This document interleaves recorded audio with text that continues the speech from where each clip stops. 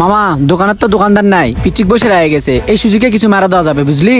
এই পিচ্চি, এই দোকানের মালিক তোর কে হয়? ভাই এটা তো আমার আব্বুর দোকান। এ বন্ধু, এটাই সুযোগ। এই সময় তো আর আব্বু দোকানে নাই, এই সুযোগে আমরা কিছু মারা দেই। এই পিচ্চি, ওই সাইড থেকে একটা নুডলসের প্যাকেট নিয়ে আয় তো। আচ্ছা ভাই আনতেছি। মামা এটাই সুযোগ, কাজে লাগা।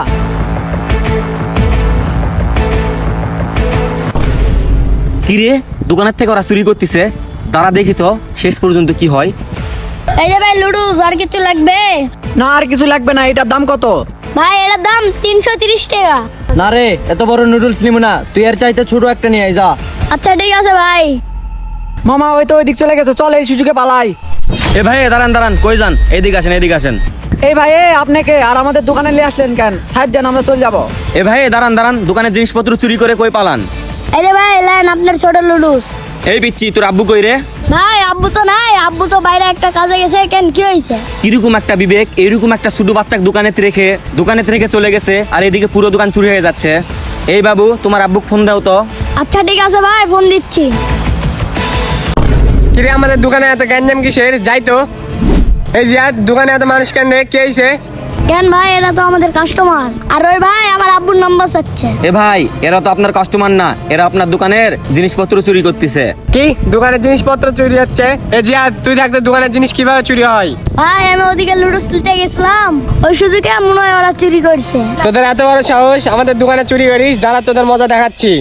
এ তোরা আমার সাথে বাইরে আয়। এ ভাই দাঁড়ান দাঁড়ান, এদের কাছে জিনিসগুলো আছে, এগুলো আগে বের করে নেই।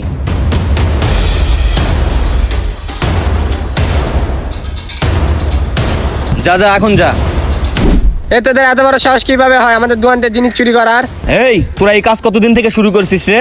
আসলে ভাই আমরা তো এইসব চুরি টুরি কিছু করি না। আজকে ওই পিচ্চিরে দোকানে দেখে আমাদের মনে একটু শয়তানি ধরেছিল, এই কারণে আমরা কিছু জিনিস নেওয়ার চেষ্টা করেছিলাম। আসলে ভাই বিষয়টা তো আমরা বুঝতে পারিনি যে এত দূর হবে। ভাই এবারের মতন আমাদের মাফ করে দেন ভাই, আর আমরা জীবনে এসব কাজ করব না। চুরি যখন করে ফেলছিস তোদের কোনো ক্ষমা নাই, তোদেরকে শাস্তি পেতেই হবে। ভাই ওরা যখন ওদের নিজেদের ভুল বুঝতেই পারছে, থাক, ওদেরকে শাস্তি দেওয়ার দরকার নাই। ও, আপনি যখন বলছেন তাহলে দাঁড়ান, একটা কাজ করা যায়। এই তোরা দুজন কান ধরে দুইবার উঠবস করতো। আচ্ছা ভাই। এই তোরা এখন এখানে দাঁড়াইছিস মানে? যা ওইদিকে চল, যা যা ওইদিকে যা। তো ভাই চলেন আপনার দোকানের দিকে যাই।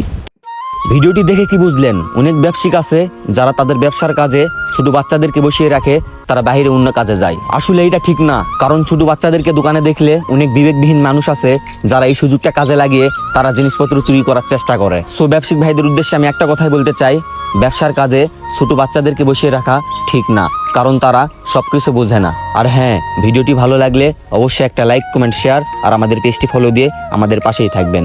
ধন্যবাদ সবাইকে।